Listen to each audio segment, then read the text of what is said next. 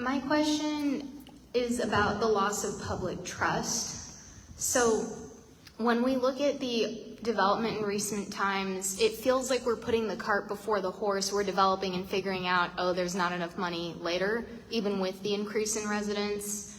When it comes to Transparent California that lists public employees' salaries, our president of Citizens Against the Folsom Tax Initiative, Dave Doherty, is a CEO himself or businessman, and he cites that the administrative salaries at the city level are really bloated, not really the rank and file city employees, but the higher ups, including city manager. Speaking of which, last year, the city council gave the city manager a 10% raise that she didn't even ask for.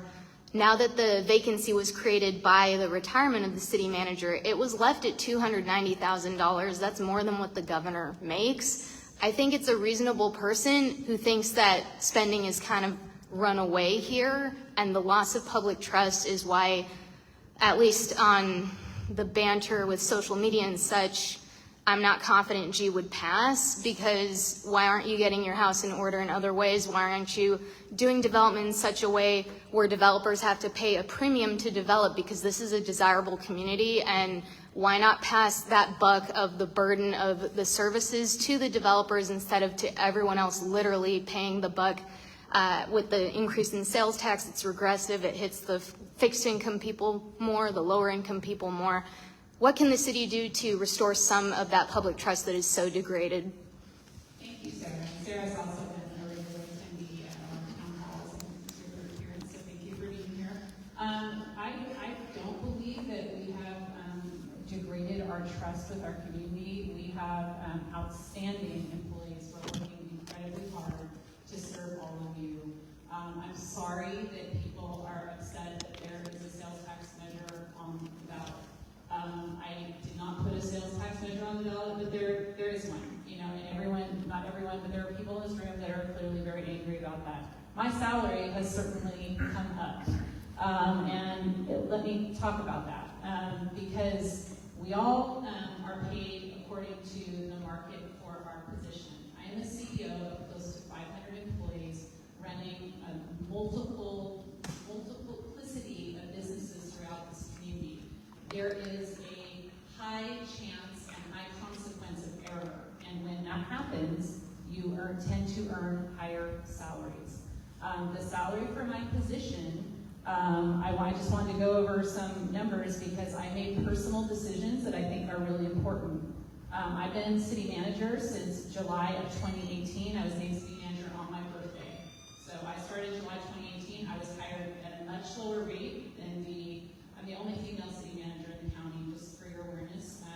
I was hired at a much lower rate than the previous city manager, and that's okay.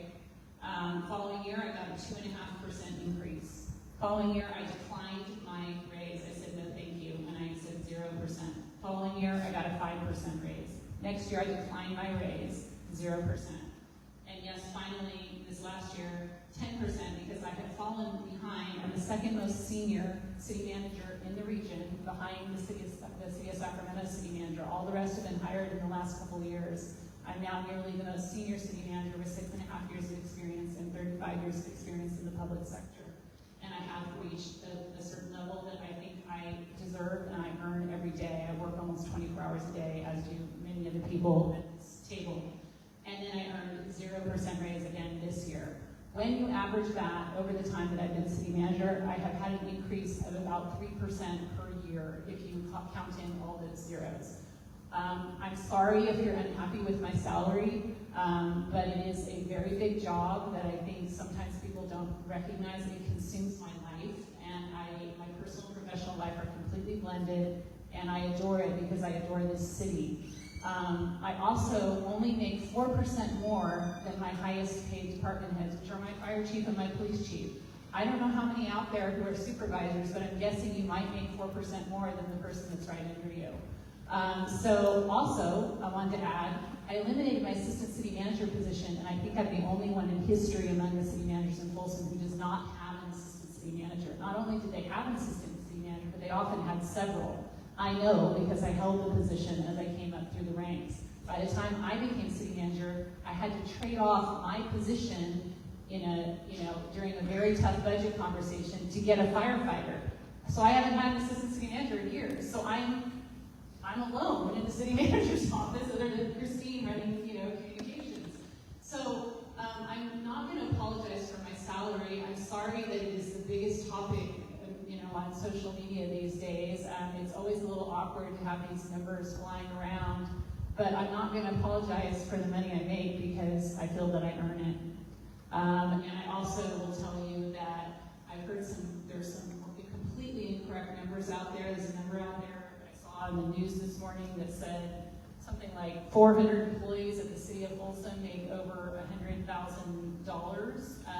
And actually, we have 159 employees who have a base salary of over $100,000.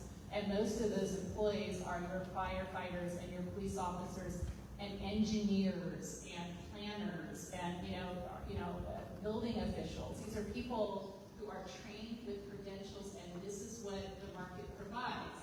We also don't start any labor union negotiation or really any salary negotiation, including with my employee direct reports right here, without doing a comp study. We look at cities the size of ours, and we say, what are they paying people like us? And we strive never to be first, but we certainly don't want to be last.